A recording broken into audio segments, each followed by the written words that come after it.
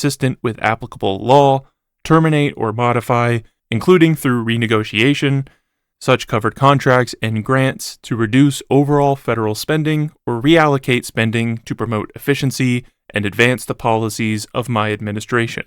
Even though this is not a law passed by Congress, it is directing the executive branch to systematically cut or reroute spending that Congress has already appropriated. Because of that, there's a compelling reason that this would be unconstitutional. Article 1, Section 8 of the Constitution grants Congress the power to collect taxes and direct spending.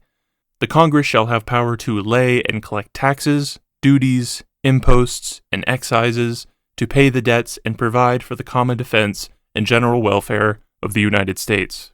I'm not a lawyer, and I'm not going to get into the nitty-gritty of the laws and loopholes at play here. I'm sure there are better videos by people much more qualified to do that.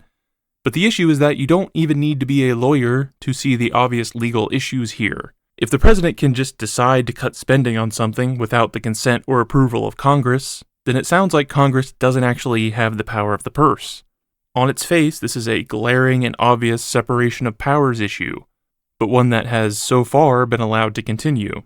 There are court cases being litigated right now regarding the constitutionality of DOGE, privacy violations, and whether or not the cuts DOGE has made were legally binding, but all of that is too late. The damage has been done. The judicial system that is meant to keep the powers of the executive branch in check is far too slow to adequately defend against an executive who does whatever he wants, even if it's obviously illegal, especially when he operates knowing there will be no consequences for those illegal actions. Anyway, that was a fun little aside. Now let's get back to those illegal actions. As DOGE's first act of cutting the federal workforce, it would cut itself in half. Ramaswamy would confirm in a tweet saying, "It was my honor to help support the creation of DOGE. I'm confident that Elon and team will succeed in streamlining the government. I'll have more to say very soon about my future plans in Ohio." Ramaswamy would go on to announce that he is running for the governor of Ohio in 2026. The same day as the inauguration, Musk moved into the Secretary of War suite in the Eisenhower Executive Office Building, furnished with a gaming PC, curved monitor, and LED lighting.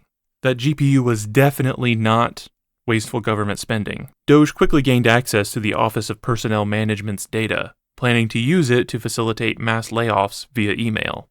In February, DOGE would use the email addresses obtained from the Office of Personnel Management to send a mass email blast to all federal employees, asking them to reply with 5 bullets of what they accomplished in the last week. In a tweet, Musk confirmed that failure to respond will be